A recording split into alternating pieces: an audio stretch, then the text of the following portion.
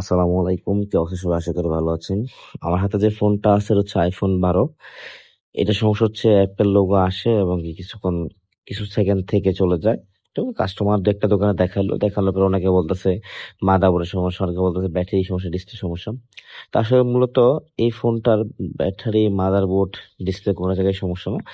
এই ফোনটাতে হালকা একটু পানি যাওয়ার কারণে উপরে যে এয়ার স্পিকার রেবনটা থাকে, রেবনটা শর্ট হয়ে যাওয়ার কারণে ফোনটা ওপেন হয় না। এয়ার স্পিকার রেবনটা খুলে দিলাম, ফোনটা এখন ওপেন হয়ে যাবে।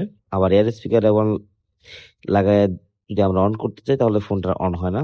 তো তারপর কাস্টমারকে বললাম যে আপনার ইয়ারপিসটা চেঞ্জ করলে ঠিক হয়ে যাবে। তো কাস্টমার বললো আমি অনেক দোকানে দেখাইলাম, অনেকে অনেক কথাই বললো। তো আসলে বিষয় হচ্ছে কি, কাজ না বুঝে মন্তব্য করা ঠিক না, যার কারণে কাস্টমার বিভ্রান্তিতে হয়। বা আমার কাছে সাথে আমি তো ভাবছিলাম যে ফোনের মাদারবোর্ডের সমস্যা হতে পারে, পরে খুলে দেখছি না, এয়ার স্পিকার এমনটাতেই সমস্যা।